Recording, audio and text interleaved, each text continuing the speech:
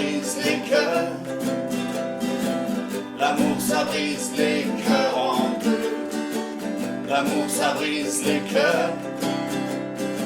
C'est comme ça, qu'est-ce qu'on y peut? L'amour ça brise les cœurs. L'amour ça brise les cœurs en deux. L'amour ça brise les cœurs. Mais parfois c'est ça qu'on veut. C'est le solstice d'été. À Édimbourg. Il pleut. Et il y a deux personnes en train de s'envoyer en l'air. Bob et Elena. Ils viennent juste de se rencontrer. Ils sont rentrés il y a 2 heures dans un pub. On peut appeler ça un pub, mais c'était plutôt un bar à vin. Une cave à vin. Un bar branché, quoi. Plein d'avocats. Elena attend un homme. Elle est assise à une table d'angle. Elle porte une petite robe noire discrète, mais néanmoins élégante. Elle joue avec une salade de crabe intacte en faisant durer un verre de sauvignon blanc néo-zélandais à 40 livres la bouteille, en regardant la pluie qui tombe. Elle pense au secret qu'elle ne peut dire à personne, même pas à elle-même. En regardant la pluie qui tombe et qui tombe et qui tombe, comme si elle n'allait jamais s'arrêter. D'ailleurs, elle ne s'arrêtera pas. Pas une seule fois. Pas une seule fois de tout le week-end. 21h17. Elena reçoit un texto.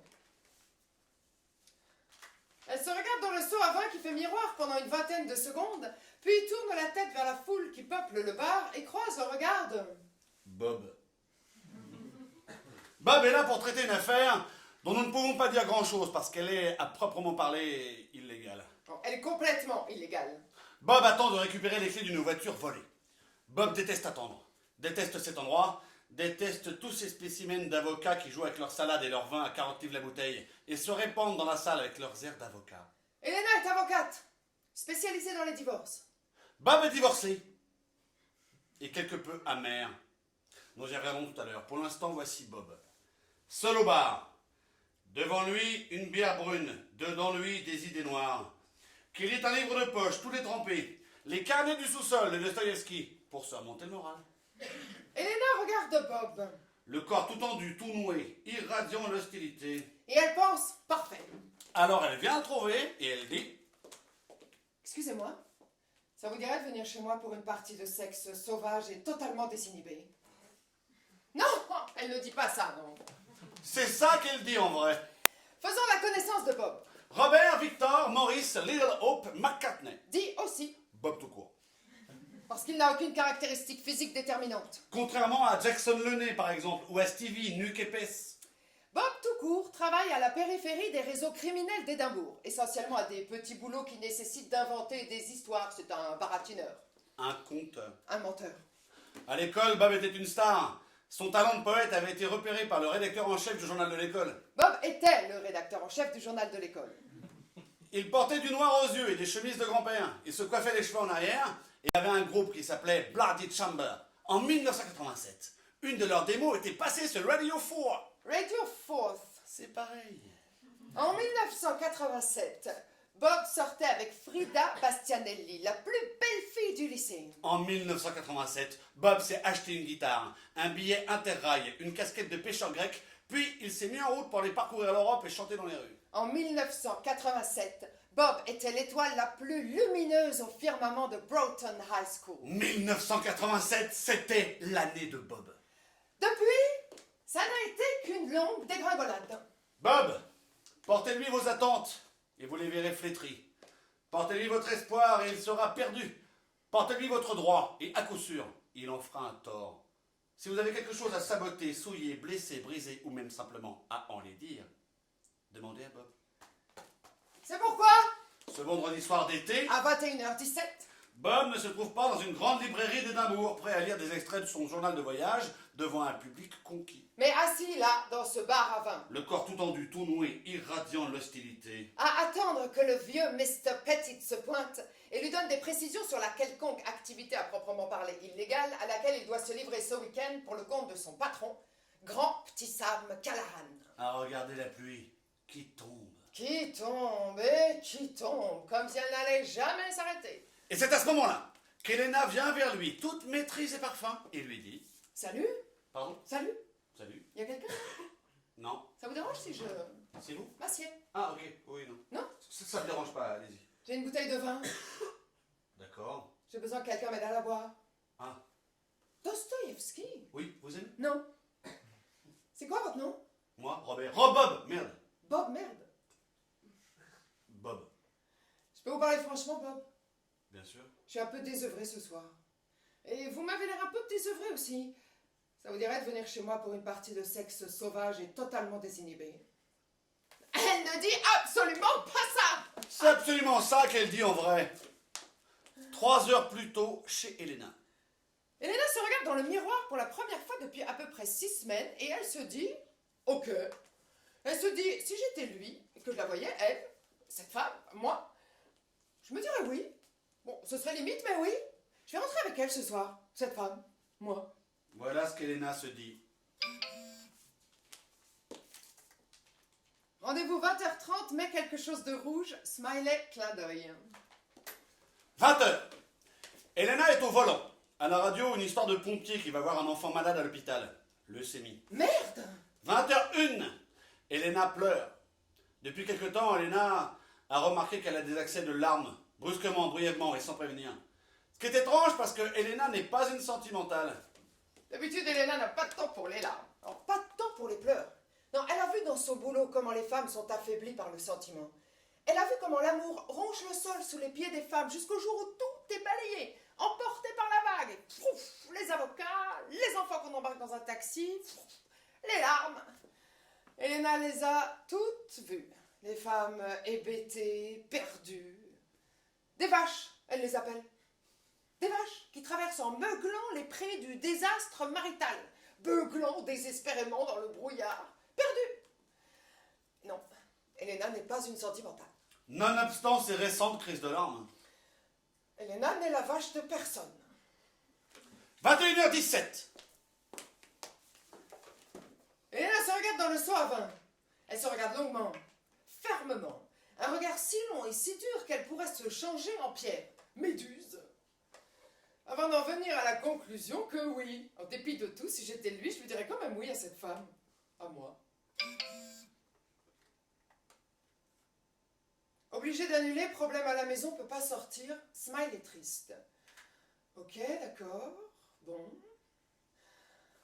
Pas de souci. Je comprends. Ça arrive. Merde!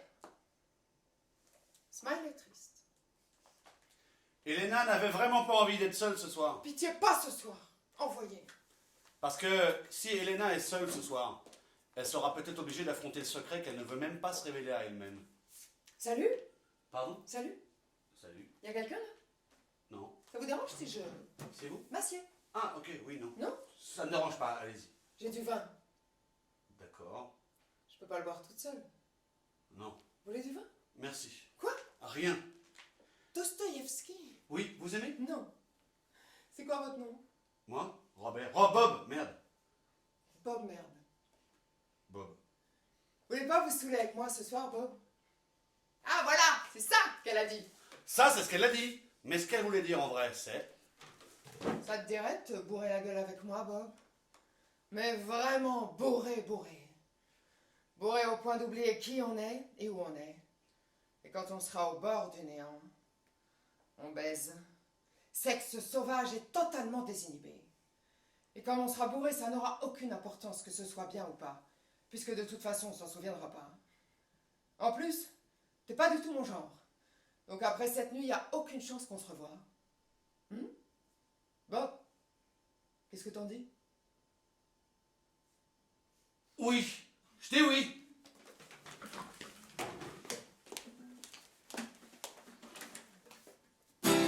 Ce soir, mon démon va se réveiller et il va choper l'ange, lui passer la corde au cou et l'envoyer valser, basculer dans le vide, viendra s'asseoir à sa place, fera sa plus belle grimace et lui dira: où sont tes ailes? Où sont tes ailes? Et je dis au démon ce dont j'ai besoin, donne-moi la nuit et moi demain, au petit matins sans résister. Je te céderai mon âme blessée et te suivrai sur ton chemin. J'en ai besoin, j'en ai besoin, j'en ai besoin, j'en ai besoin, j'en ai besoin. Donne-moi à boire, laisse-moi noir et avoir mal.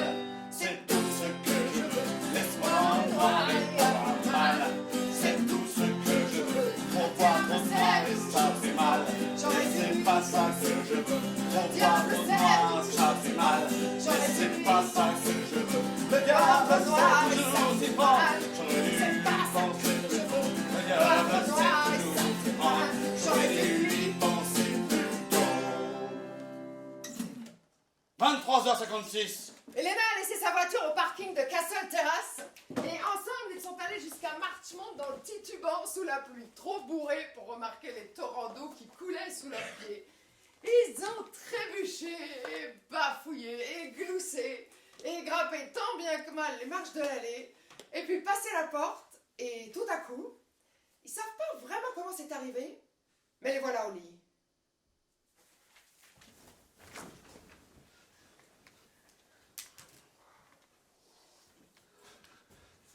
Et vous savez, quand ça se passe vraiment, vraiment bien au lit, vous savez, quand on oublie qui on est, et que tout se fond et se confond en un enchevêtrement très doux de poses inconnues, dans une espèce de présent éternel. Vous savez, quand le sexe n'est qu'un immense et magnifique présent, c'était comme ça, jusqu'à ce que... Elle m'ouvre un câlin. Elle m'ouvre un câlin. Quoi? Rien. Elle m'ouvre un câlin. Elmo? Elle m'ouvre un câlin. Pardon, Elmo? désolé. T'as Elmo dans ton lit? Non, il est à mon neveu Brendan. D'accord. Non, pardon. Non mais c'est bon, Non, c'est drôle. Il a dû l'oublier quand il est venu cet après-midi. D'accord. Non, le lance pas. Quoi? Pardon. Non, c'est juste... On a qu'à le poser là, d'accord? On était où? Ah, attends. Quoi? Tu peux le retourner pour qu'il regarde de l'autre côté? Désolé. Ok. Merci.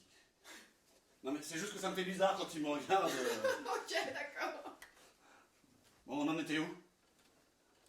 Merde, vite que ça. Il y a quelque chose qui va pas? Oh mon Dieu, non. Ah non, non, non, c'est génial. Génial. Génial.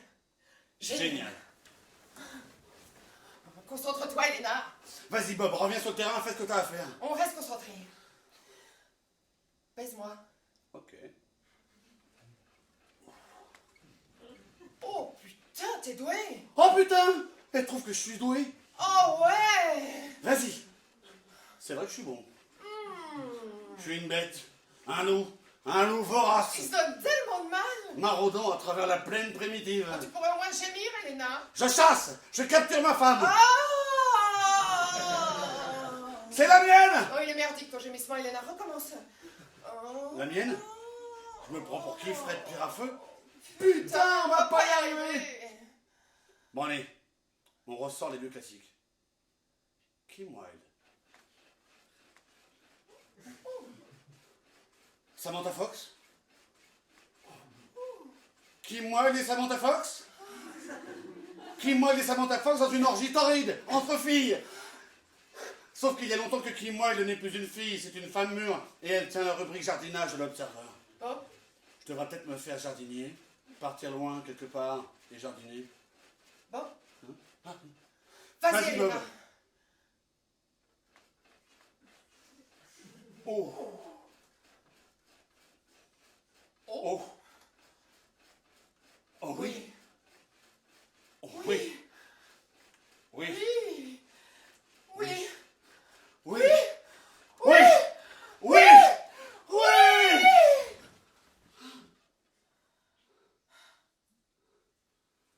Après, Elena est restée couchée dans les bras de Bob dans le noir.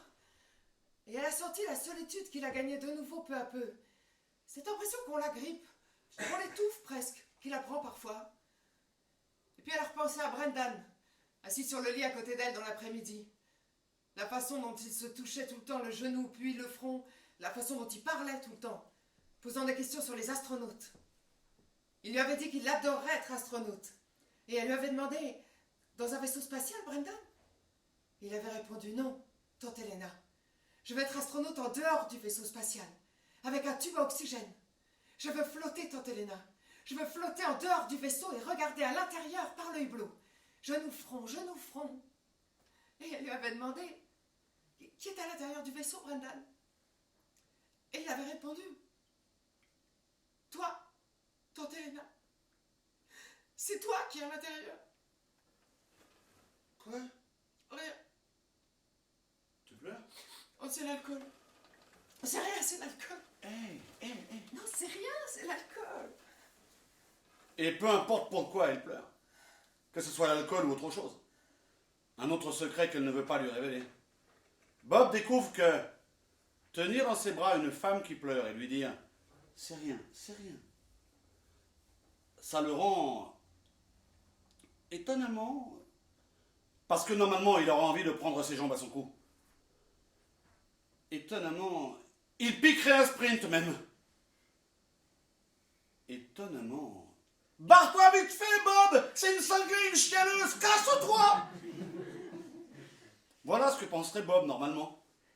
Mais ce soir, en tenant cette femme-là dans ses bras, et en sentant contre lui sa chaleur particulière et inconnue, s'enfonçant dans le sommeil, Bob a découvert que il se sent étonnamment pas mal. C'est rien. Bob, Ouais. il ferait mieux de partir, hein. Ouais. Désolé.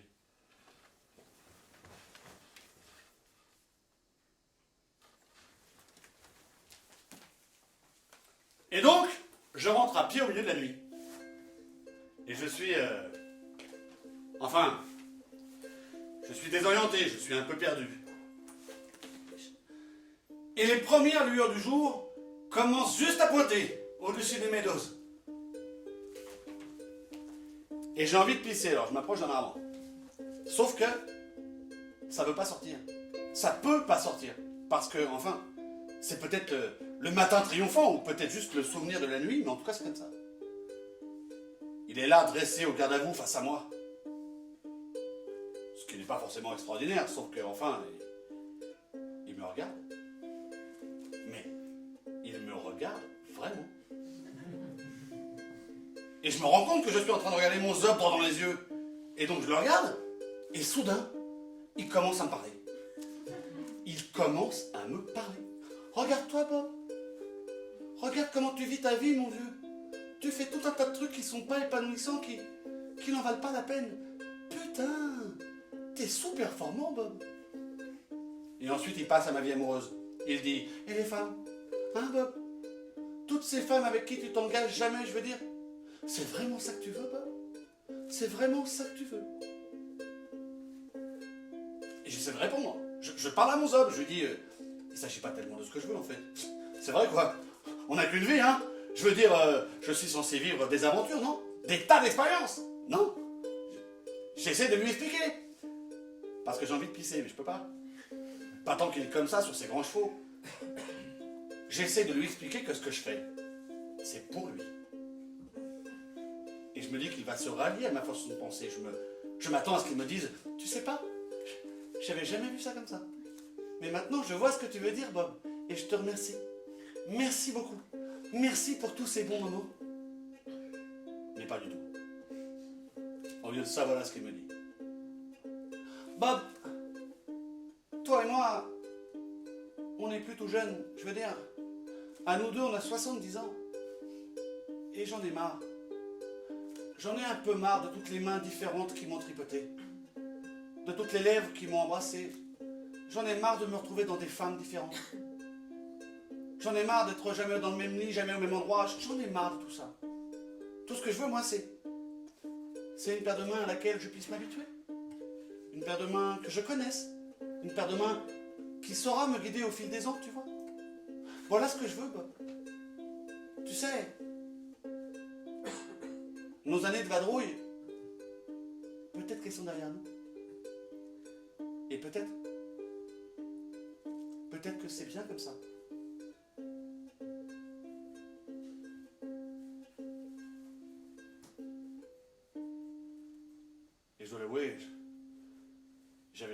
ça. Samedi, 10h du matin. Le matin du solstice d'été sur Marchmont Road. Et nous retrouvons Elena dans son appartement au 4e étage, qui vomit dans la cuvette de ses toilettes luxueuses. Et à chaque haut le cœur, elle recompose un peu de ce qui s'est passé pendant la nuit. Oh putain! Ce qu'elle a dit quand il a... Oh putain! Ce qu'elle a fait quand... Oh putain! Et tout ce qu'elle a... Oh putain! Et à chaque haut le cœur, la vague d'alcool anesthésiante reflue de son cerveau, en laissant derrière elle, tout délavé, tout nu sur les rives de sa conscience, le secret qu'elle ne peut plus cacher même à elle-même. Oh putain, oh putain, oh putain. Posé là, sur le rebord du lavabo, un test de grossesse pas encore ouvert. Oh putain. Il y en a. Les enfants, pas sympas.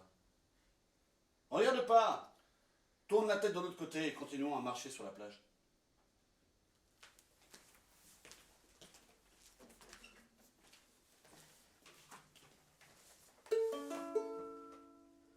Si ma gueule de bois était un pays, ce serait la Belgique. Si ma gueule de bois était une ville, ce serait Béthune. Si ma gueule de bois était une odeur, elle serait très très persistante. Si ma gueule de bois était un homme, ce serait toi.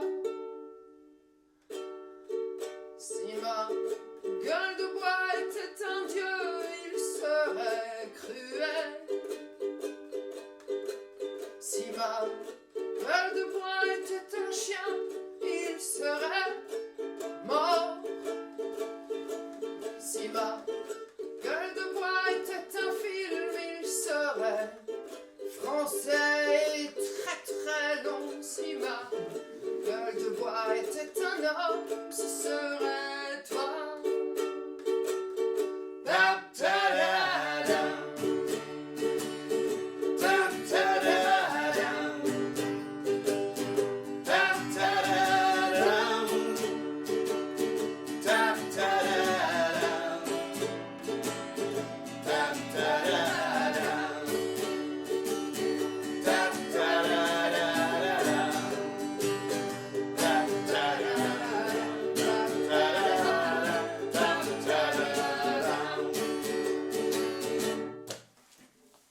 C'est le matin du solstice d'été. Et de l'autre côté de la ville, dans un appartement en sous-sol, Bob essaie désespérément de trouver le cocktail d'antidouleur et de compléments diététiques qui l'aiderait à se débarrasser de son épouvantable nausée. Et lui aussi est obligé d'affronter un secret.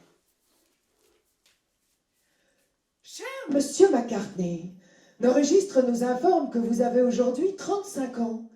Nous offrons à tous nos patients, à l'occasion de leur 35e anniversaire, une consultation pour un check-up andrologie. Aujourd'hui, c'est l'anniversaire de Bob. Bon, d'accord, c'est pas tellement un secret. C'est juste que personne ne sait que c'est l'anniversaire de Bob. Parce que personne ne connaît suffisamment Bob pour s'intéresser assez à son anniversaire.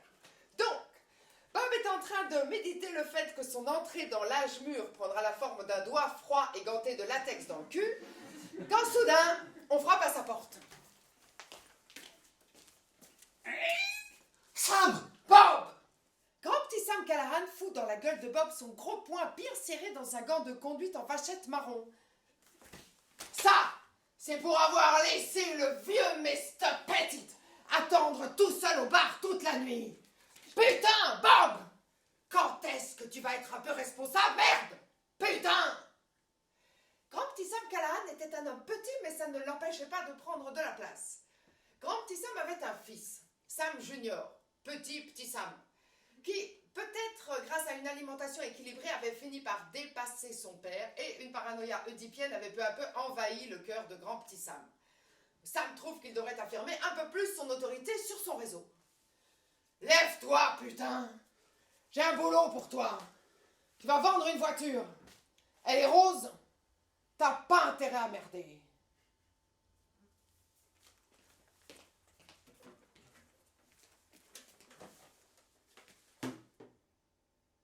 Si ma Gueule de bois était un ange, il serait déchu. Si ma gueule de bois était une barque, elle sombrerait. Si ma gueule de bois était un sentiment, ce serait le désastre imminent. Si ma gueule de bois était une fille, ce serait toi. Ta ta da dam. Ta ta da dam. Ta ta da dam. Ta ta da dam. Ta ta da dam. Ta ta da dam. Ta ta da dam.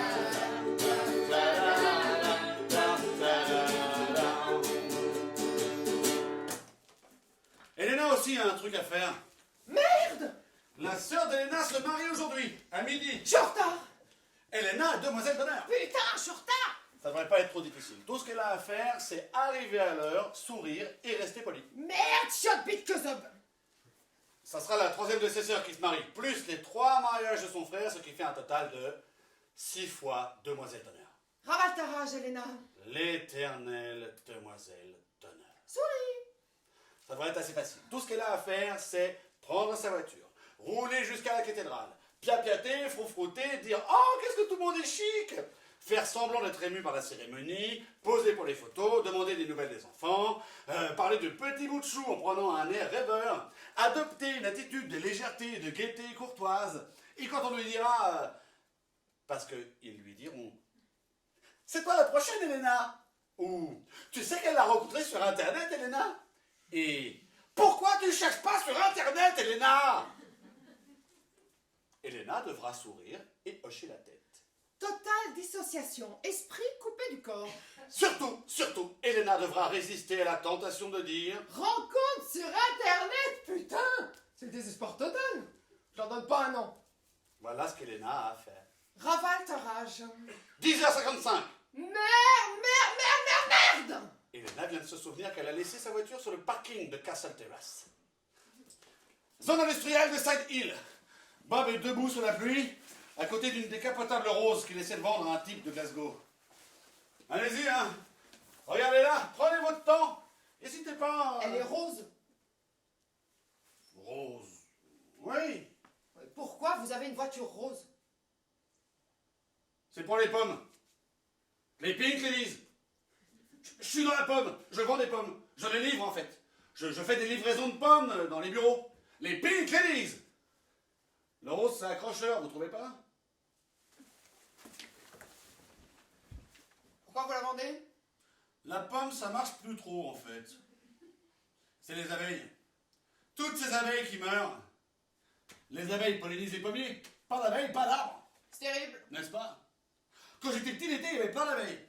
Ah mais absolument! On avait des tartines, on avait des abeilles sur les tartines, voilà. Et il y avait des abeilles dans l'herbe, pas vrai? On marchait sur les grosses abeilles dans l'herbe, je me souviens. Maintenant que j'y pense, ça fait des années que j'ai pas marché sur une abeille. Combien? 15 000, cash, comme on a dit au téléphone. Vendu. 15 000 livres dans un sac en plastique? Y a un problème? Un sac en plastique. Même pas un sac réutilisable. Un petit sac en plastoc tout fin, légèrement déchiré. Non, pas de problème. Dans 30 minutes, la banque ferme. Merde! Cours! On dirait que pas mal de gens se mettent à courir vers 35 ans. Des hommes et des femmes en tenue de sport se faufilent entre les piétons, sautillent sur place au feu rouge, l'iPod qui grésille, et nous nous demandons pourquoi court-il? Il y a quelques années, en retard pour quelque chose d'important, peut-être, vous savez plus quoi, mais il n'y avait pas de bus ni de taxi. Alors au lieu de marcher, il s'est mis à courir. Vous dites courir, mais c'était plutôt une espèce de demi-jogging timide. Et puis, au fur et à mesure que l'inhibition tombait, c'est devenu un vrai beau sprint sur George Street. Et puis, encore un peu plus loin, votre corps s'est imposé une sorte de décollage. Et vos pieds ont volé au-dessus du trottoir dans un élan de pure joie enfantine. Jusqu'à ce que... Clac! Anaérobie, manque d'oxygène, et il s'écroule. À bout de souffle, il trébuche, titube vers Saint-Andrews, humilié, sous la pluie. Et il se dit... Qui donc a le souvenir d'avoir été à bout de souffle dans son enfance? Qui donc a le souvenir d'avoir marché? L'enfance. S'il y a quelque chose qui fait l'enfance, c'est bien la plénitude du souffle. C'est fini ça? Alors ça y est, c'est ça ce que je suis. C'est ça, être adulte? Toujours hors d'haleine, toujours à bout de souffle, lent. Alors quand on les voit, les coureurs se faufiler et miroiter à travers la foule, on pourrait se dire, regardez-les, c'est fou, ils courent pour fuir la mort. Mais en fait non. Non, honnêtement, c'est pas ça. Ils courent vers quelque chose. Et quelquefois, quand la route, le rythme, la foulée sont juste comme il faut, ils perdent leurs limites et pendant un instant, ils l'attrapent. L'enfance. Donc, vous imaginez Elena qui court. Elena est cédée de march band à la cathédrale St. Mary en un peu moins de 20 minutes.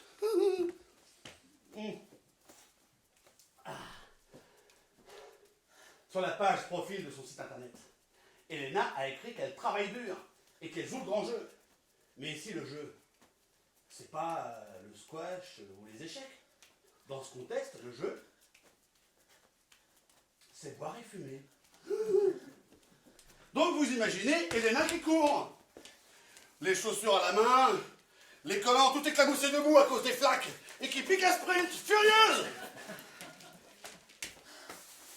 Et maintenant, vous imaginez Bob qui court. Bah, lui, il doit être en forme, non? Après tout, Bob est un truand. Alors ça, c'est une idée reçue sur les criminels. Non, en vrai, les criminels sont rarement en forme. Non, simplement, ils sont jeunes. Donc, vous imaginez Bob qui court, le visage tout rouge, soufflant, qui dévale George Street. Putain de chien. Et pour tous les deux, bien sûr, la pluie. La pluie qui n'a pas sa pareille pour emporter les illusions. À 11h55, le matin du solstice, alors que les cloches de la cathédrale commencent à sonner. La sonnerie de la banque commence à résonner. 11h56. Les témoins s'asseyent. 11h57. La directrice de la banque est à la porte, les clés à la main. 11h58. La mariée prend le bras de son père. Et la porte de la banque ferme. 11h59. Pluie et course. Souffle et corps. Désespoir et désarroi. Midi, trop tard. Merde. Trop tard. Trop tard, trop tard, trop tard. Donc, vous imaginez, voici la question. Vous avez les 15 briques de Grand Prix Sam Callahan dans un sac en plastique déchiré. Et la banque est fermée jusqu'à lundi matin. Qu'est-ce que vous faites? Vous cognez à la porte de la banque comme un demeuré. Vous montrez l'argent à la directrice. Vous en trouvez le sac et vous montrez du doigt les liasses de billets en articulant « Je dois faire un dépôt !» Quoi? Je dois faire... Attendez une minute.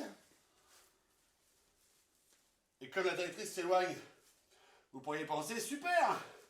Elle est partie débrancher l'alarme pour m'ouvrir. » Sécurité!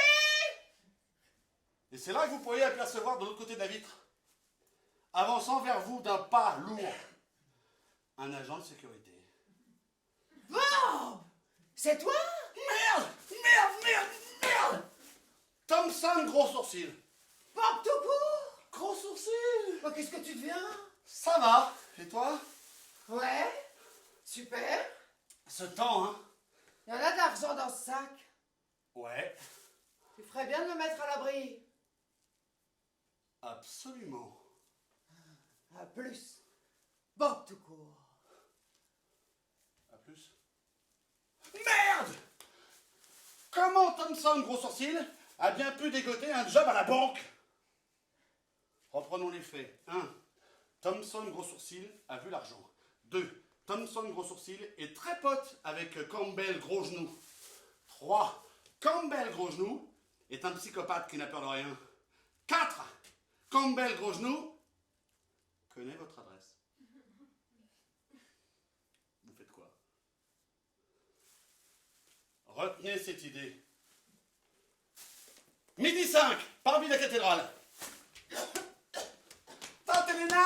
Oh, Brendan! T'es en retard, tante Elena! Je sais, Brendan. Tu transpires, tante Elena! Merci.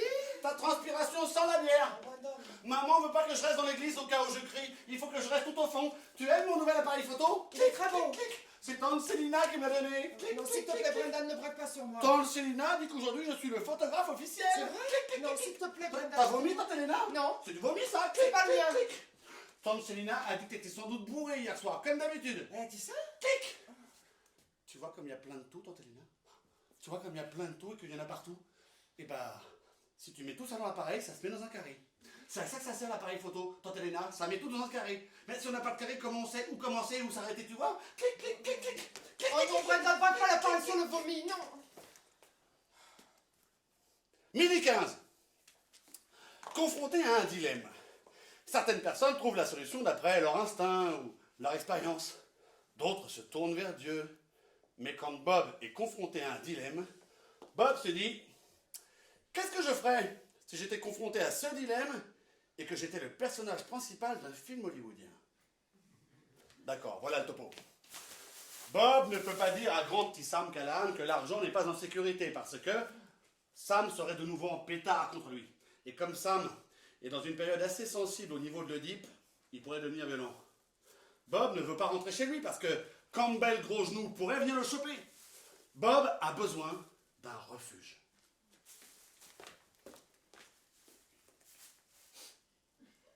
Certificat 18. Avec dans le rôle de Bob. Bob.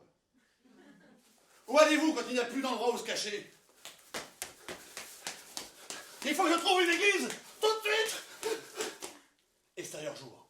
Parvis de la cathédrale. Toi? Pardon, j'allais juste. Ça va? Qu'est-ce que tu... Longue histoire. T'as l'air... Mouillé. Gueule de bois. Gueule de bois. Mariage? Mariage. Ta sœur? Sœur. Sympa. Sympa. Ouais. Écoute, pour hier 4 soir, ans. je... Ouais. Dingue. Dingue. Bourré. Bourré. Grosse erreur. Grosse erreur. Mais je suis déjà... Enfin, je suis déjà avec quelqu'un. Ok. Super. Ouais, super. Super. T'es pas... Ah non, Moi? ah non, Ah non, non. donc, c'est complètement ok. Complètement. Complètement ok. Bon bah... Faudrait que j'y aille. Ouais. Un de ces quatre. Ouais. En fait... Quoi? Non. Quoi? En fait... Non, écoute, en fait, j'ai faim. T'as pas faim? Il faut un bon petit déj au Conan Doyle, tu m'accompagnes? Il y a une expérience à jour, avec des étudiants qui étaient reliés par des électrodes à des ordinateurs et à qui on a demandé de remuer ou non le petit doigt en réaction à un signal donné. Ce que les chercheurs ont découvert, c'est que l'aire du cerveau qui commande le mouvement ne montrait d'activité que quelques millièmes de seconde après que le doigt ait commencé à bouger. Il n'y avait pas d'abord la décision de bouger et ensuite le mouvement. Il bougeait d'abord et la décision venait après. On croit qu'on prend des décisions, mais en fait, quoi qu'on fasse, on allait le faire de toute façon. On ne fait que se justifier a posteriori. Donc, quand Bob regarde Elena et lui dit « En fait, non écoute, en fait j'ai faim. T'as pas faim? Il faut un bon petit déj au Conan Doyle, tu m'accompagnes ?» Bob se dit, en rationalisant, qu'il prend une décision parce qu'il veut se réfugier dans l'appartement luxueux d'Elena. Mais en fait, Bob n'a pas pris de décision. Quand Bob a vu Elena avec sa robe de demoiselle d'honneur sur les marches de l'église, toute dégoulinante et malheureuse, il allait de toute façon dire « En fait, non écoute, en fait j'ai faim. T'as pas faim? Il faut un bon petit déj au Conan Doyle, tu m'accompagnes ?» Il avait pas le choix. Et quand Elena le regarde agrippé à son sac en plastique comme un clochard fou et qu'elle lui dit « Non, vaut mieux pas, hein ?» Ça allait de toute façon se passer comme ça. Bon, bah... Je te laisse à ton heureux événement. Quoi? Ah, ça? Où tu parles? Rencontre sur Internet, désespoir total, j'en donne pas un nom. La vie nous distribue des cartes et en fait on n'a même pas à les jouer.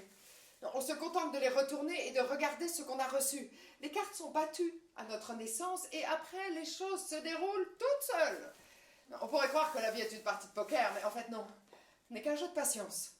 Retournons à la carte suivante. Tante Elena, ça veut dire quoi, je leur donne pas un nom? Brendan. Quand tu parlais au monsieur, t'as dit je leur donne pas un nom? Non, Brendan. Si, si t'as dit ça, t'as dit je leur donne pas un nom? Non, Brendan, s'il te plaît. Non, non, t'as dit je leur donne pas un nom! Non!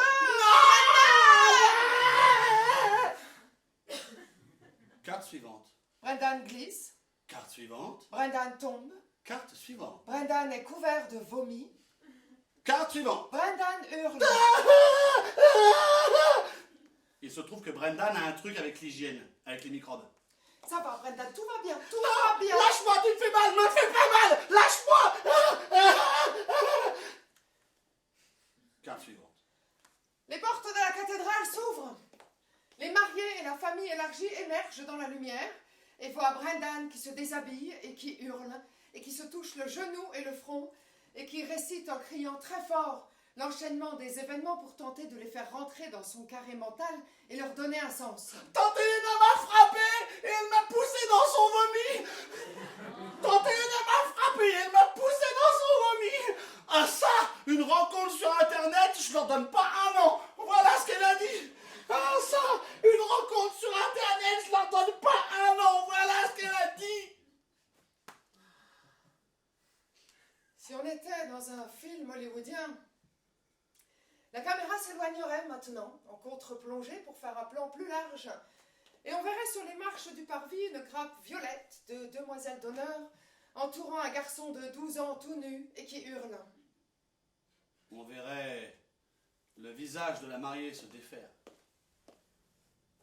On verrait le marié et les témoins s'éparpiller dans tous les sens.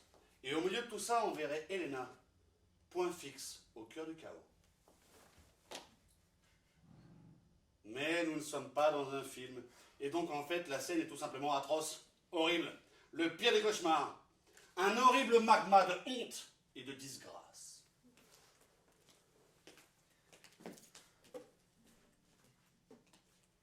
Si on était dans un film hollywoodien, il y aurait des confettis.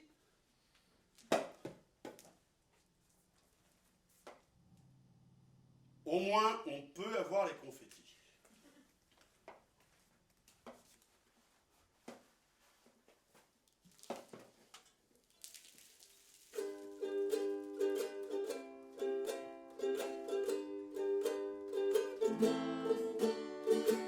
L'amour, ça brise les cœurs.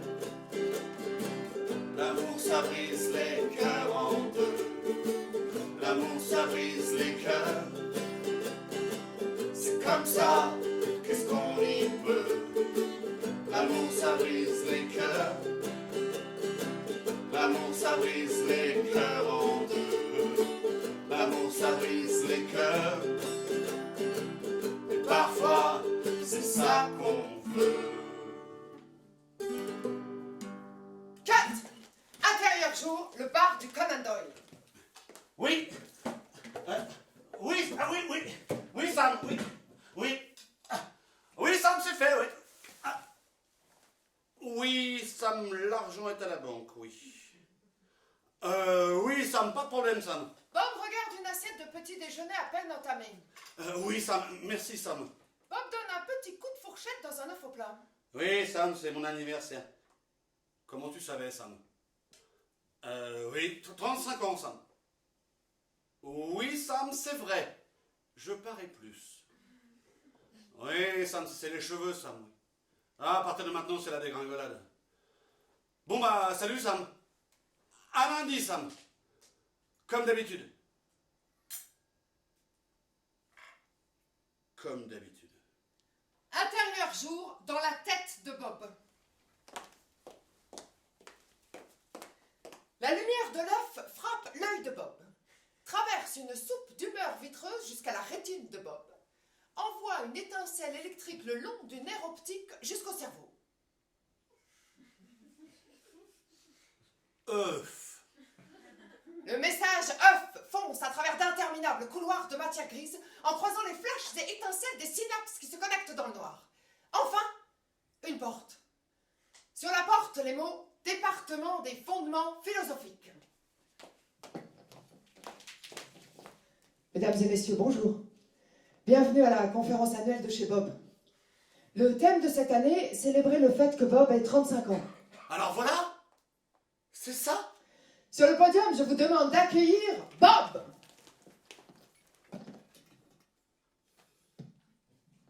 Merci, Bob. Prenez l'œuf, prenez la poule. L'œuf devient poule, la poule devient œuf, et ainsi de suite jusqu'à la fin des temps. La vie est métamorphose, la vie est changement. Et maintenant, prenez Bob. Bob aussi a d'abord été un œuf.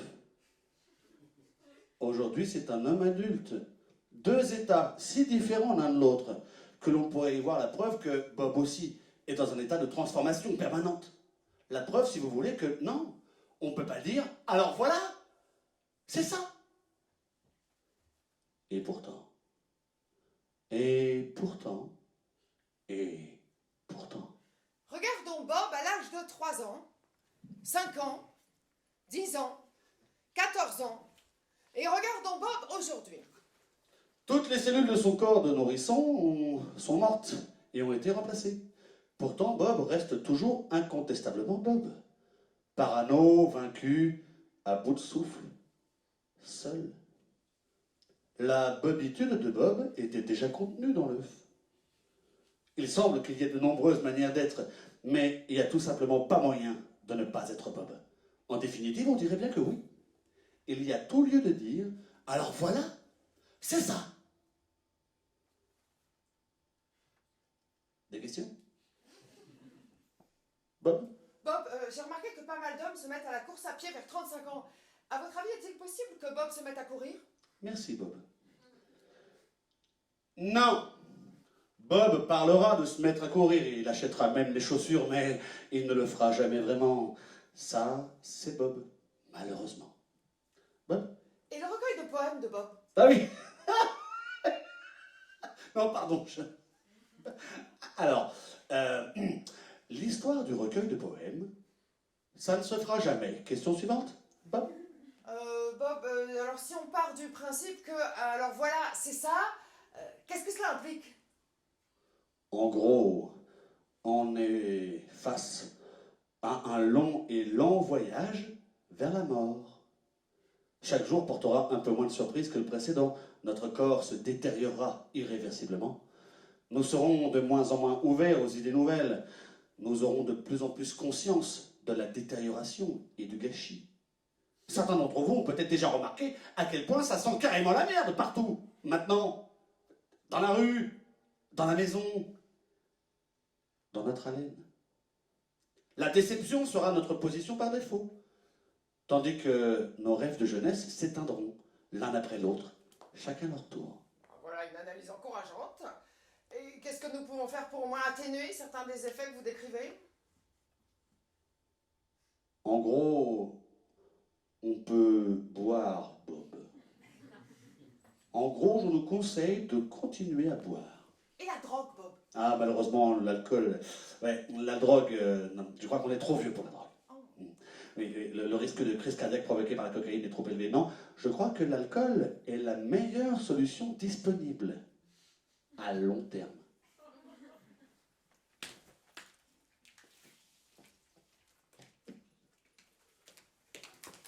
Oui, Sam.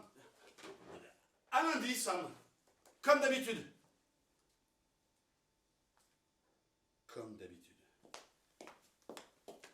Attendez, nouvelle info. À l'entrée du pub, il y a du nouveau. 12h59. Elena? Bob, alors voilà, non, je sais que je t'ai envoyé paître, hein, et je sais que je suis couverte de vomi, mais je suis en cavale pour échapper à la noce et j'ai besoin de disparaître un moment. Alors je me demandais si ta proposition de petit-déj tenait toujours. Voilà Bob et Elena qui traversent Princess Street Gardens avec un parapluie pour deux. On pourrait croire des amoureux marchant dans le parc, blottis sous leur parapluie. Mais Bob et Elena ne sont pas des amoureux. Bien sûr qu'ils sont pas amoureux, et ils seront jamais des amoureux. Bob le sait parce que jamais une femme aussi belle qu'Elena ne ferait l'erreur de coucher avec Bob 2 fois. Et Elena le sait parce qu'Elena regarde des comédies romantiques. Dans les comédies romantiques, il faut qu'il y ait un conflit entre les protagonistes. Lui était dans le pétrole en Alaska. Elle était militante pour Greenpeace. Mais barrez-vous de mon chemin, ma petite dame. J'ai un puits à forer, moi. Oh. Mais allez-vous faire voir avec votre sale pétrole? Mais sans pétrole, ma petite dame, il n'y a pas de chauffage. Et là-haut, en Alaska, les nuits sont plutôt fraîches. Ce qu'Elena trouve sexy, C'est la façon dont les personnages doivent lutter contre leurs sentiments. Il y a quelque chose dans le fait de retenir. De désirer en ne voulant pas désirer. Ça la fait craquer. Quoi qu'il en soit, Elena sait qu'elle et Bob ne sont en aucun cas sexuellement compatibles. Parce qu'ils sont d'accord. Pendant 3 heures, ils n'arrêtent pas d'être d'accord. Ils sont d'accord que le petit déjeuner était vraiment bon. Et que pour 4,99 €, c'est un très bon rapport qualité-prix. Ils sont d'accord que c'est de la folie, cette pluie. Ils sont d'accord qu'ils devraient acheter un parapluie. Ils sont d'accord que ce serait plus sympa de marcher dans Princess Street Gardens. Ils sont d'accord que c'est drôle comme une fois qu'on a couché avec quelqu'un, il n'y a plus de tension sexuelle. Et que donc on peut traîner ensemble tranquillement, sans que les choses soient tellement... Ouais. Ils sont d'accord qu'ils devraient s'asseoir dans l'abri et regarder le château. Ils sont d'accord que l'abri sans la pisse. Ils sont d'accord qu'ils ne craquent pas du tout l'un pour l'autre. Mais ils sont d'accord aussi qu'ils sont tous les deux assez canons et que c'est complètement bizarre qu'ils ne craquent pas l'un pour l'autre. Mais en tout cas, c'est comme ça. Donc, Ils sont d'accord que le mariage est une déplorable perte de temps. Et que l'amour n'est en fait qu'un synonyme de besoin. Et que quand les gens disent je t'aime, ils ne le disent que parce qu'ils veulent que l'autre le leur dise aussi pour que ça leur fasse du bien. Et qu'en fait, c'est assez agressif de dire ça. Ils sont d'accord que c'est incroyable que ce soit l'anniversaire de Bob. Non, parce que c'était l'anniversaire d'Elena il y a tout juste un mois. Ils sont d'accord que c'est incroyable qu'ils aient tous les deux 35 ans. Ils sont d'accord que 35 ans, c'est vraiment un âge merdique. Non, parce que quoi? Alors voilà, c'est ça? Non, mais c'est vraiment ça, les cartes merdiques qu'on m'a refilées? T'es pas d'accord? Ils sont d'accord qu'à 35 ans, il faut accepter qu'on ne deviendra rien de ce qu'on n'est pas déjà. Par exemple, ils sont d'accord qu'à 35 ans, on va pas devenir championne olympique de gymnastique comme Nadia Comaneci. Et ils sont d'accord qu'à 35 ans, on sait qu'on ne lira jamais ces poèmes devant une assemblée de jeunes étudiantes dans une grande librairie d'Édimbourg. Et ils sont d'accord qu'à 35 ans, on va pas subitement se mettre à faire des gâteaux pour les anniversaires des petits. Non, c'est clair qu'on va continuer à les acheter au supermarché du coin, quoi qu'en dise ma sœur. Non, parce que franchement, les enfants n'en ont rien à foutre. Et ils sont d'accord enfin qu'à 35 ans, on sait qu'on va jamais s'acheter une guitare. Sauter dans un ferry pour la Belgique et passer un an à parcourir l'Europe en jouant dans les rues, en jouant des chansons, quoi. On devrait pouvoir gagner quoi 20 livres par jour. Et si on a une tente, ça devrait suffire. Ils sont d'accord que la première fois qu'ils ont embrassé quelqu'un du sexe opposé, c'était tous les deux dans Princess Street Gardens. Et que, non, c'est complètement incroyable, parce que c'était carrément sur le même banc. Ils sont d'accord que c'était ce banc-là.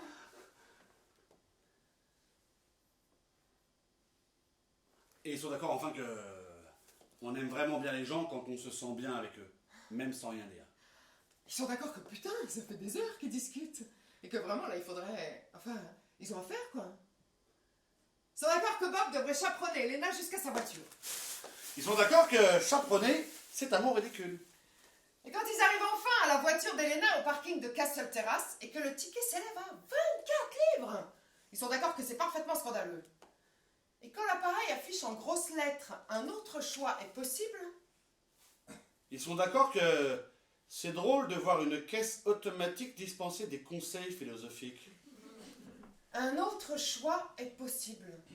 Et quand l'appareil refuse les cartes bancaires et que Bob propose de payer, ils tombent d'accord que Elena le remboursera une prochaine fois. Et puis ils tombent d'accord que non, elle ne le remboursera pas parce qu'il n'y aura pas de prochaine fois. Que c'était juste une formule toute faite, comme quand on dit un de ces quatre. Et ils sont d'accord que c'est dommage parce que... Enfin... Parce que... Et quand Bob plonge la main dans son sac en plastique et retire d'une liasse 2 billets de vin et que Elena ne peut pas s'empêcher de voir l'argent et qu'elle dit Qu'est-ce que tu fais exactement dans la vie, Bob? Non, me dis pas. Je crois qu'il vaut mieux que je sache pas. Bob est d'accord. Un de ces quatre? Reste. Quoi? Rentre pas chez toi, reste. Bob. Aide-moi à dépenser l'argent. Tout cet argent dans ce sac. J'ai jamais eu 15 briques dans un sac. Imagine tout ce qu'on pourrait faire avec 15 briques dans un sac et une nuit en ville. Dépensons-le, tout, en une nuit. Bob. J'habite un appart qui n'est pas à moi. Je fais des courses à proprement parler illégales pour un patron qui est un branleur. J'ai 35 ans, Elena. Si je fais pas quelque chose maintenant, je ferai jamais rien. Et tout ce que j'aurais pas fait restera à faire. Et puis un jour, je prendrai une grande respiration. Et je comprendrai qu'il n'y en aura pas de suivante. Et à cet instant, je me souviendrai du jour où j'ai eu 15 briques dans un sac en plastique. Aide-moi à dépenser cet argent, Elena. J'achèterai une guitare, un billet de ferry pour la Belgique. On dépensera tout. Lundi matin, j'aurai disparu. Tu ne me reverras plus jamais. Alors? Qu'est-ce que t'en dis?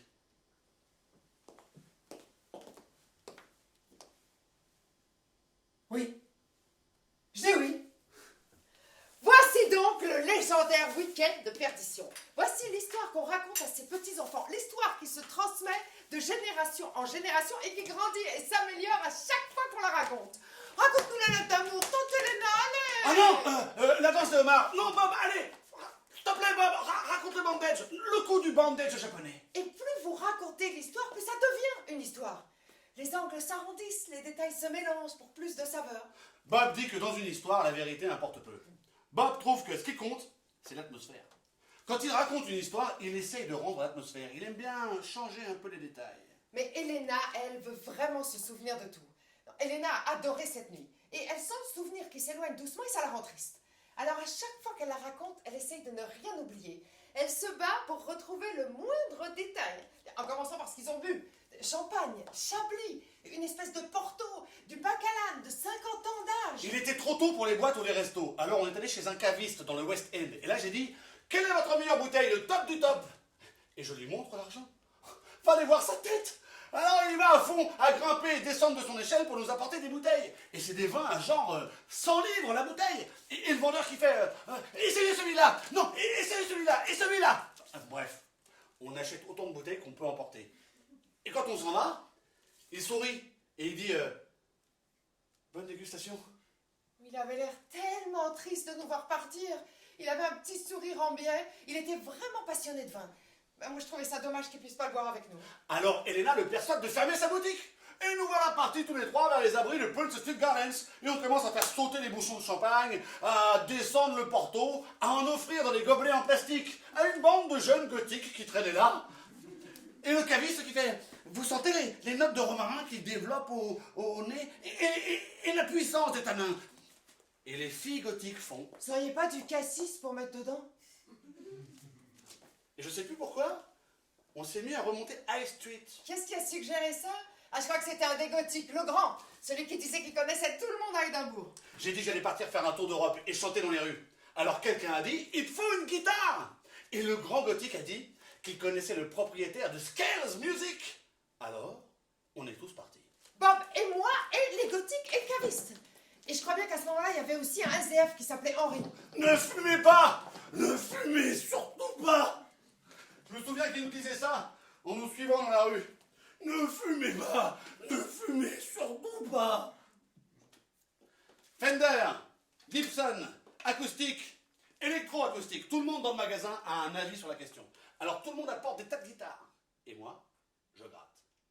Bob ne connaissait qu'une seule chanson. Je suis en train de travailler tout le répertoire, tous les tubes des années 80, quoi. Une chanson des Jesus and Mary Chain. Et les gothiques dansent dans tout le magasin. Leur drôle de danse gothique tournoyante. Et à la fin, le gérant apporte une magnifique guitare blues. Alors, je l'essaye.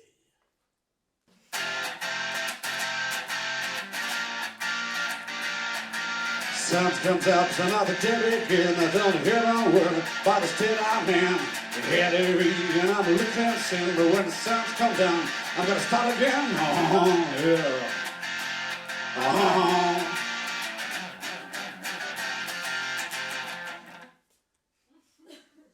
Alors Bob achète la guitare. Et il achète aussi les tambourins pour les gothiques et on trouve une place sur High Street et on commence à chanter. Elena se met à distribuer des billets de 5 livres à tous ceux qui veulent bien écouter 15 tambourins et une guitare. Et le caviste qui fait goûter ses vins libanais.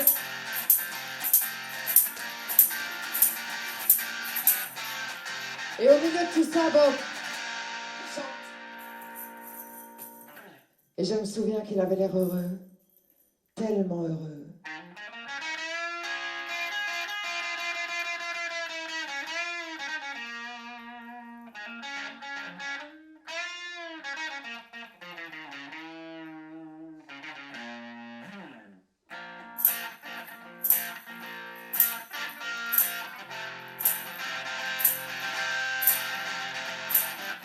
Attache-moi, attache-moi, unissons nos soupirs. Je te confierai mes secrets pour un soir, unissons nos soupirs. Car ce soir, je peux faire n'importe quoi. Et ce soir, je peux faire n'importe quoi.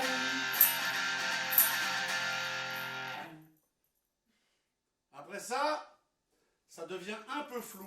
Bon poulet de la dope. Alors, le grand gothique disait qu'il connaissait quelqu'un qui en vendait, alors quand il est revenu, on est allé en bas des Scotsman Steps pour fumer, à l'abri de la pluie. Et j'étais en train de raconter aux jeunes gothiques que j'avais vu The Jesus and Mary Chain en concert en 1983. Et le mot m'a dit... Putain! Ça devait être dingue d'être vivant à cette époque! Et il y avait aussi les deux étudiants islandais qui ont fait le truc avec les homards. Tout le monde commençait à avoir faim. Alors on est tous descendus au Derrick. Et là quelqu'un a dit qu'est-ce qu'il y a de plus cher sur la carte? Et il se trouve que c'est le homard. Génial!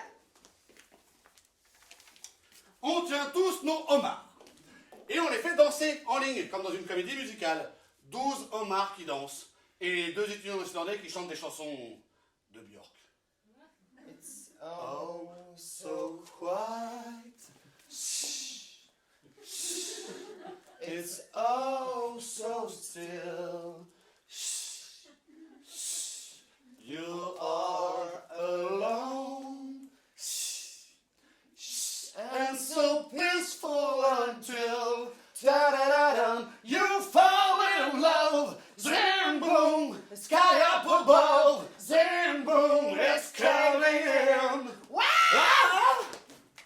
Une des gothiques était végétarienne, ça l'a contrariée. Alors je suis allée la rejoindre dehors pour fumer une clope. Elle disait qu'elle trouvait ça triste de penser que quelque chose de vivant doive mourir. N'importe quoi, hein. Même une toute petite parcelle de vie, elle pensait que c'était vraiment horrible qu'elle doive mourir. Et elle pleurait, et elle avait l'air tellement jeune. Alors je lui ai dit, tu sais, on doit tous mourir un jour ou l'autre. Et s'il n'y avait pas la mort, on ne saurait pas que la vie, c'est bien. Alors elle a dit... Non, sans blague. Je sais bien qu'on doit tous mourir un jour, mais on n'a pas besoin que nos cadavres servent d'accessoires pour un numéro de musical. On est allé en boîte. Le grand gothique connaissait un videur dans une boîte, quelque part à Alit. On s'est entassés dans des taxis. Je rigolais avec le cabiste. Course de taxi sur Lit Walk. Et Henri qui hurle à la fenêtre. Ne fumez pas! Ne fumez surtout pas! Et je me souviens que je me suis dit qu'elle avait l'air vraiment heureuse. Vraiment. Vraiment heureuse.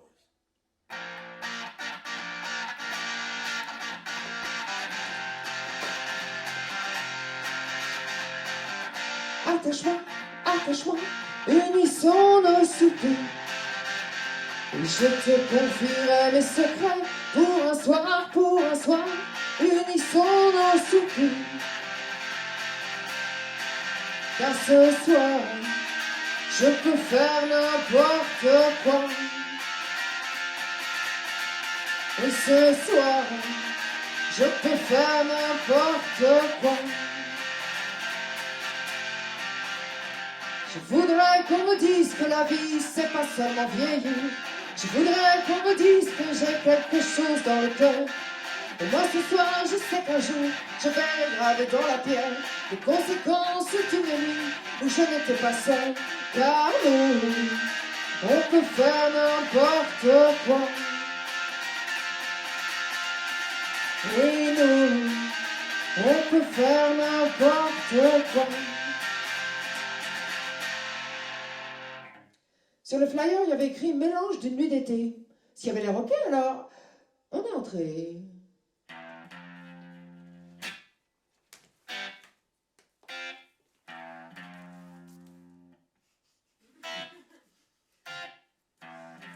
Et là, tout le monde est en cuir. Et il y a un type à quatre pattes avec un collier et une chaîne. Et tout le monde est masqué, et... C'est un club fétichiste, apparemment. Le grand gothique connaissait le DJ. Les gens venaient là pour la musique. Apparemment. Ce sont les deux étudiants islandais qui ont trouvé le mec du bandage japonais. Kazuo. Il faisait des démonstrations dans la deuxième salle.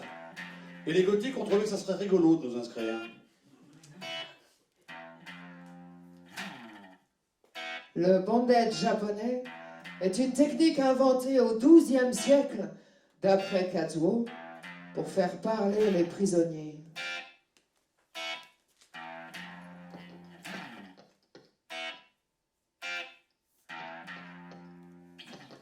théorie du bondage japonais est la suivante. Plus les liens sont serrés, plus les mouvements du corps sont restreints, plus on a l'impression que l'esprit transcende le corps, jusqu'à ce que l'esprit flotte en toute liberté sur un océan d'endorphines. Le temps ralentit. On perd ses inhibitions. La frontière entre soi et le monde se dissout. On a l'impression qu'on ne fait plus qu'un avec l'univers. Et donc, Kazuo nous attache. Mais à ce moment-là, il se passe un truc dans la première salle. Un tirage au sort, je ne sais quoi. Et brusquement, tout le monde s'en va.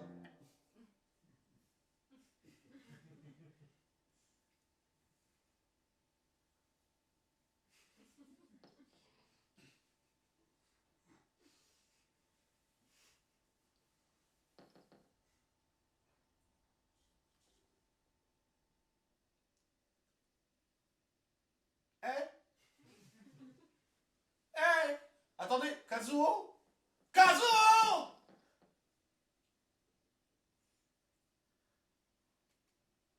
Tu sais défaire les nœuds? Non, Tu pleures? non, c'est l'alcool. C'est rien, c'est l'alcool. Qu'est-ce qu'il y a? Non, ça va. Non, non, ça va pas, non. C'est quoi le problème?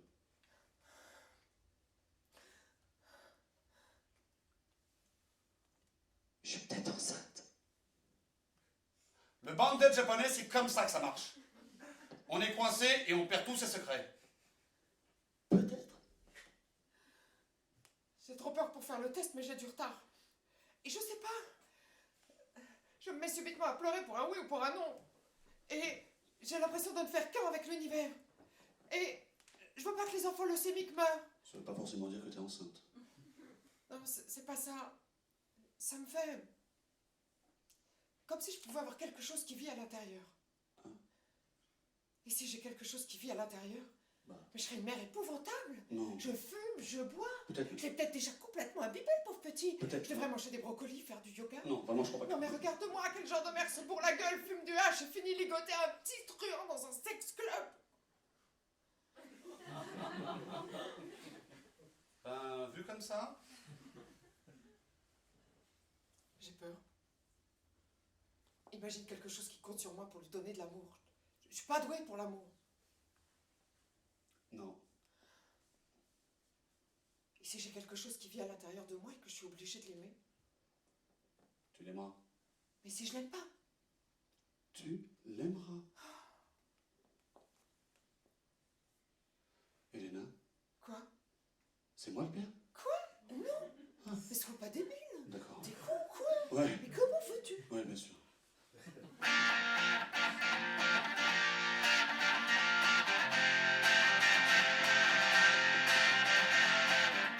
Attache-moi, attache-moi, unissons nos poignets. Attache-moi, attache-moi. Allez. Ce soir, nous on peut faire n'importe quoi. Oui, ce soir, nous on peut faire n'importe quoi. Dès qu'on sera détaché. Bob, Ouais. je crois qu'ils nous ont oubliés. Au secours! Au secours! 4 heures du matin. Au bout d'un moment, Kazuo a fini par entendre nos hurlements et nous a détachés. On a quitté la boîte, on s'est retrouvés dans la rue.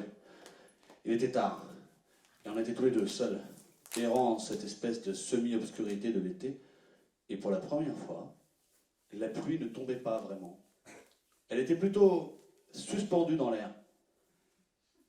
Et c'était rafraîchissant après la brûlure de la corde et la chaleur de la boîte. Bob pense avoir encore quelques briques à fourguer.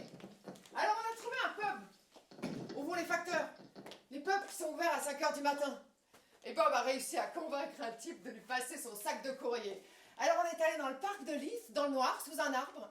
Et on a commencé à ouvrir les enveloppes et à glisser des billets dedans. Quand il y avait une facture, on mettait de quoi la payer. Et si c'était une lettre d'une grand-mère, on rajoutait un billet de vin. Et pendant qu'on faisait ça, je me suis rendu compte qu'on était au milieu de la nuit la plus courte de l'année. Le solstice. Flottant sur une toute petite parcelle de nuit au milieu d'un océan de jour. Dans cette obscurité qui n'appartenait qu'à nous. Quand la lumière de l'aube a commencé à filtrer à travers la brune, on est allé rapporter le sac au facteur pour sa tournée. Et on est allé à pied jusqu'à l'hôtel Balmoral, où on a pris la chambre la plus chère. Et on a regardé le lit immaculé, tout blanc, tout parfait, vaste comme la mer et luisant dans la lumière de l'aube, comme s'il était en or. Et Bob s'est allongé dessus. Et m'a regardé. Et m'a souri. Et il a dit... Ouais. Voici venu le temps où les jours raccourcissent.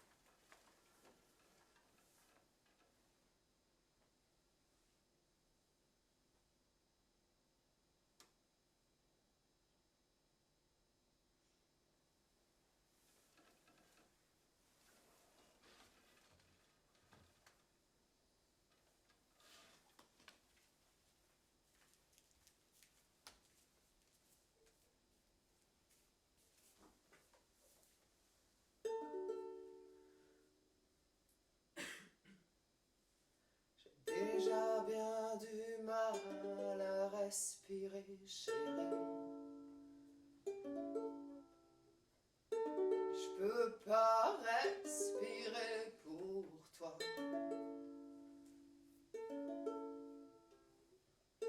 Si j'expire, tu auras mon dernier baiser. Je peux pas respirer pour toi.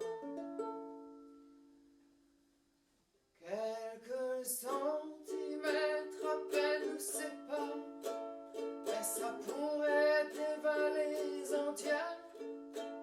Dans ce pauvre espace qui nous sépare, il y a des villes, des océans, des mers. Et toi et moi.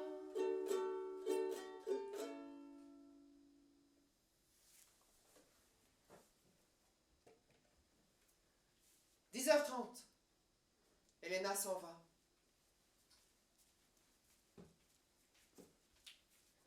Bob! Bob! Bob, c'est toi? Bob! Alors, il se trouve que le grand gothique qui connaît tout le monde à Édimbourg connaît aussi petit Sam Callahan. Et que ce matin, en prenant son petit-déj dans un boui-boui, le grand gothique a raconté des histoires à dormir debout sur une femme en robe de demoiselle d'honneur et sur un homme sans caractéristiques physiques déterminantes. Alors, petit Sam est allé raconter l'histoire à son père. Et bien qu'il ne soit pas spécialement psychologue, même grand petit Sam sait que un homme sans caractéristiques physiques déterminantes fera n'importe quoi pour impressionner une jolie fille.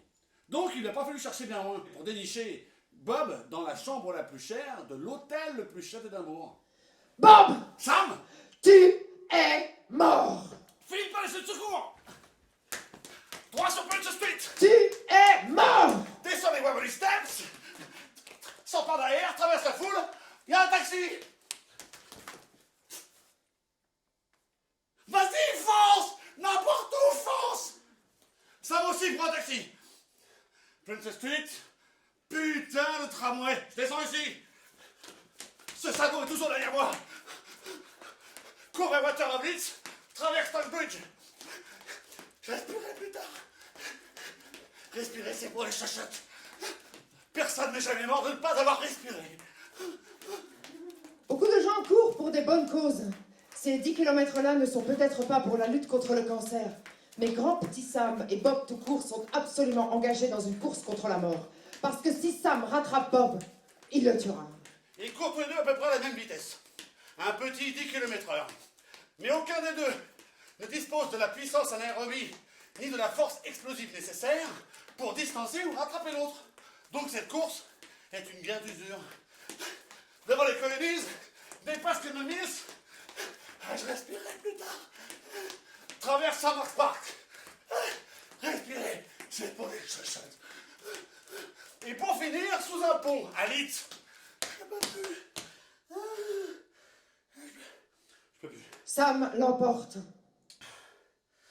On dirait que l'angoisse oedipienne de grand petit Sam lui a donné du mordant. Faut croire qu'il était plus motivé. McCartney! Enfoiré! Sam serre le poing. Son bras amorce un mouvement vers le visage de Bob. Mais juste au moment où il va le toucher... Le cœur de Sam lâche. Et que ce soit à cause de la forte pression artérielle, due à l'angoisse dévorante de l'usurpation filiale imminente, ou que ce soit l'effort de la course, ou simplement la très ordinaire emprise du temps sur le corps d'un vieil homme, il arrive toujours une respiration qui n'est pas suivie d'une autre. Et cette respiration maintenant est celle de Sam.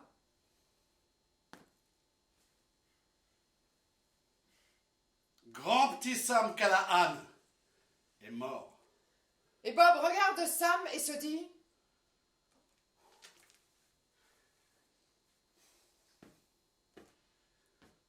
Faut vraiment que j'aille faire mon check-up en neurologie. Elena, c'est Cathy. Rappelle-moi.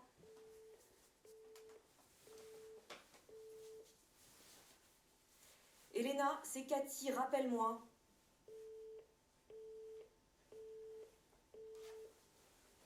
Elena, c'est Cathy, rappelle-moi.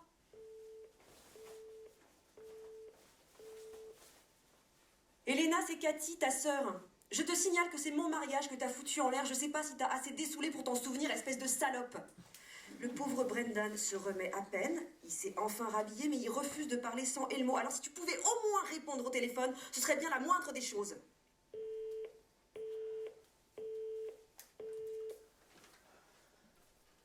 Je peux te voir, H. Bisous. Pas facile. J'ai besoin de toi tout de suite.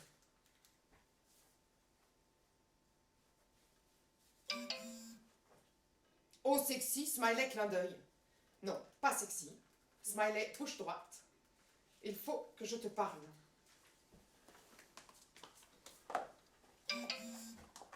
Ok, 15 minutes, parking d'Ikea. Mets quelque chose de rouge. 11h15. Le taxi file dans la bruine matinale qui s'est installée sur Édimbourg ce matin et Elena ne voit pratiquement rien. Même la grande baraque bleue est voilée comme un navire dans la brume. Et bien sûr, c'est dimanche, c'est bourré à craquer et Elena ne voit pas la voiture de son amant. Désolée, j'ai pas pu rester, ma femme vient de revenir avec ses bougies.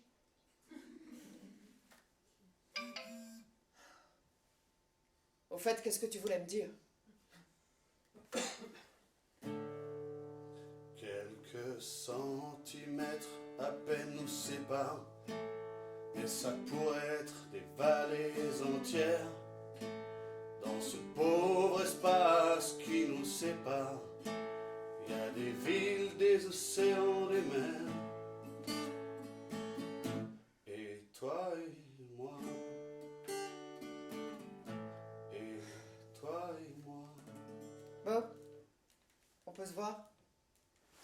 Dimanche, 14h12. Tous les baratineurs savent bien qu'il y a des moments qu'on ne raconte pas dans les histoires. Des moments qu'on cache. Parce qu'on ne veut pas que le public n'aime pas le personnage principal. Surtout quand le personnage principal, c'est vous. Donc, quelquefois, il y a des trucs qu'on ne dit pas. Mais il y a un épisode de cette nuit légendaire qu'Elena adore. Mais quand Bob raconte l'histoire, il le saute toujours. Mais vous en avez besoin si vous voulez comprendre pourquoi Bob se retrouve assis sur un banc sous la pluie à pleurer. Retour rapide.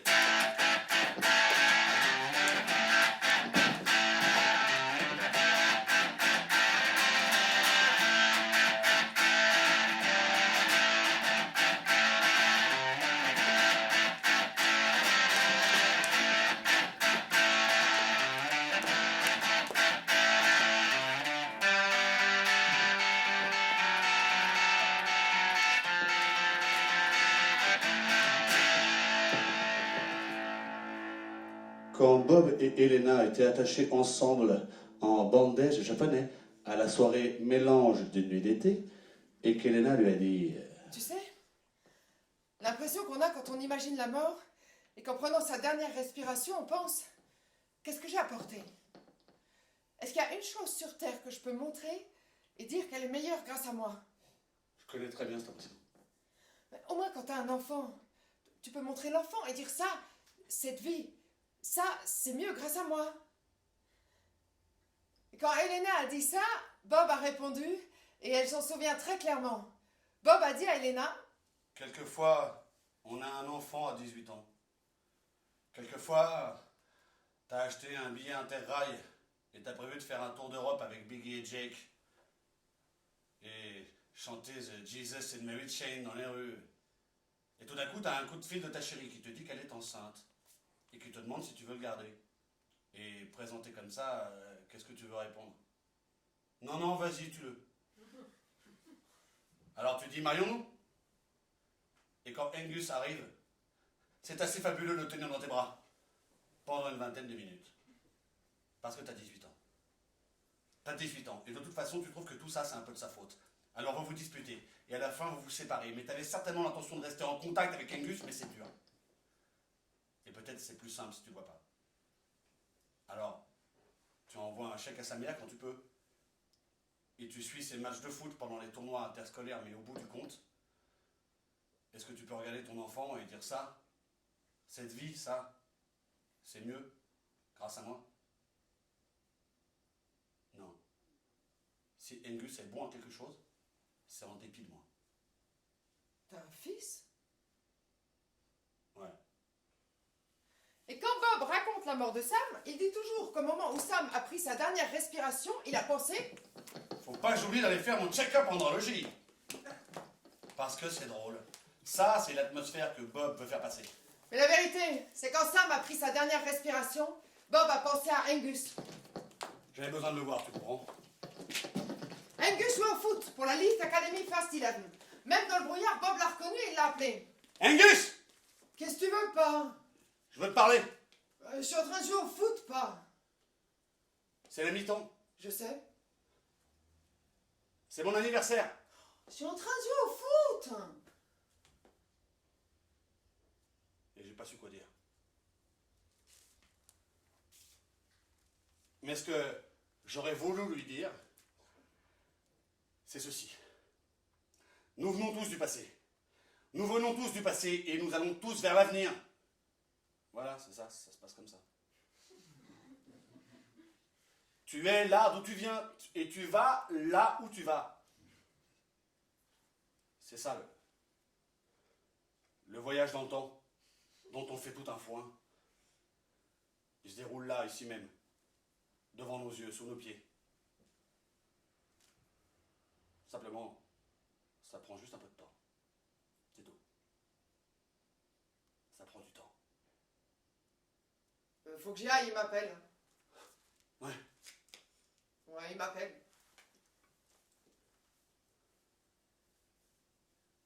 Dimanche, 16h15. Et maintenant, la météo avec Shona. Shona? Merci, Joe. Et dire que c'est le week-end du solstice d'été. Bingo! Quel saucé! En particulier vers le centre de l'Écosse. Pluie, brouillard et bruine pendant tout le week-end. Comme si c'était une sorte de punition. Mais rassurez-vous, un front plus doux arrive par l'est. Et la bruine qui s'est installée sur Édimbourg ce matin devrait disparaître en fin d'après-midi. Donc, si vous êtes assis sur un banc, à essayer de vous remettre d'une rencontre avec un être cher, et que quelqu'un vous envoie un texto, on peut se voir, et que vous sentez ce petit picotement d'excitation, et que vous vous dites, oh non, qu'est-ce que je fais? Accrochez-vous, parce qu'on dirait bien que le soleil va finir par percer. Et vous savez ce que fait le soleil sur Édimbourg, n'est-ce pas? Surtout en fin d'après-midi. Dites-nous, Shona.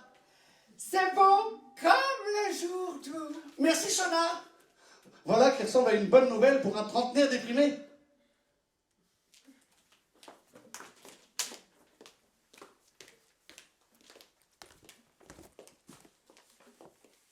Y'a quelqu'un là? Non. Salut. Salut. C'est magnifique. Soleil. Et d'amour. Hier soir. Hier soir. Dingue. Mais bien.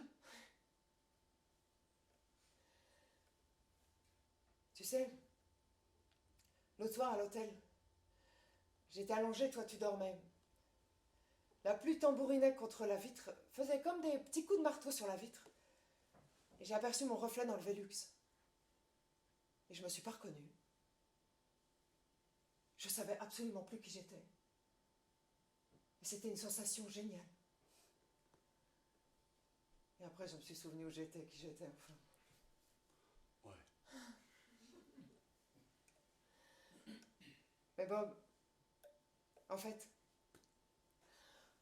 je voulais simplement te dire merci pour ce merveilleux week-end.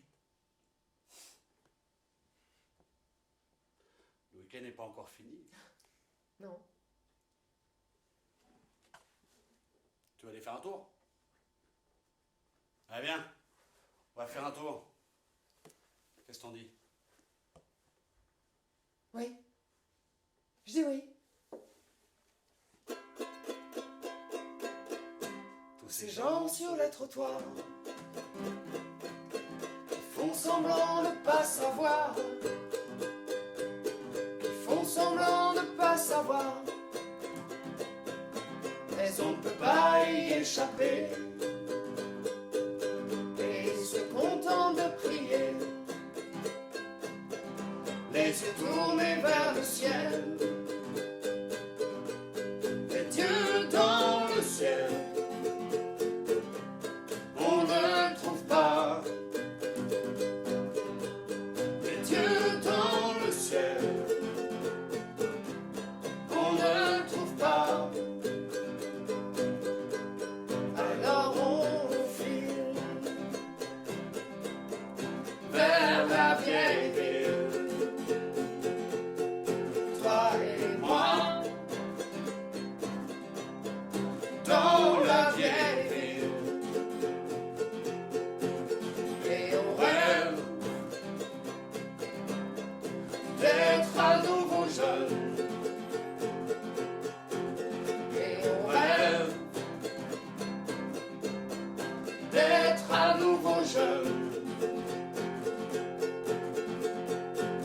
Et de retrouver, et de retrouver,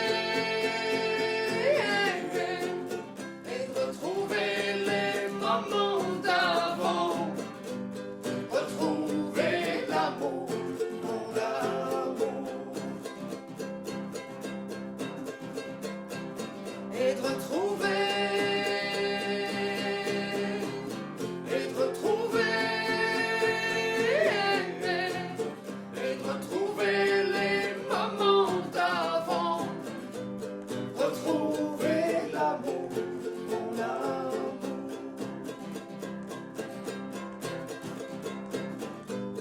Retrouver l'amour, mon amour. Dimanche soir, Bob est au bar d'un pub à Queens Ferry. Le corps tout tendu, tout noué, irradiant l'hostilité, en train de lire Dostoïevski pour se remonter le moral. Elena est chez elle, assise sur les toilettes avec Elmo, et elle fait enfin son test de grossesse. Et finalement, elle n'a pas quelque chose qui vit à l'intérieur. Lundi, 8h30. Bob range sa guitare, vérifie son passeport et s'apprête à embarquer sur le ferry de Zeebrugge. Elena sort de chez elle pour aller au boulot et pour retourner vers le reste de sa vie. Merde, chiotte bite que zob! Elena se rappelle que sa voiture est toujours au parking de Castle Terrace. Donc, Elena court. 8h46. Elena arrive au parking. Elle met sa carte dans la machine. 40 livres! Putain, c'est un scandale! Et elle voit. Et pour la première fois, elle comprend. Un autre choix est possible. Pour que ce soit bien clair, je ne vais pas tout envoyer balader pour partir avec toi à travers l'Europe, chanter dans les rues des chansons des Jesus and Mary Chain. J'ai réservé un très joli hôtel à Bruges, 2 nuits à Bruxelles et un billet d'avion à Amsterdam et Édimbourg. J'ai qu'une semaine de vacances. Ok? Ok. Toi et moi, nous n'allons pas vivre très heureux et avoir beaucoup d'enfants. Et ce bateau ne va pas s'éloigner dans le soleil couchant. C'est clair? Très clair. Voilà ce qu'Elena a dit sur le ferry de Zeebrugge le lundi matin après le solstice. Ça, c'est ce qu'elle a dit. Mais ce qu'elle voulait dire en vrai, c'est... T'as pas besoin d'une choriste.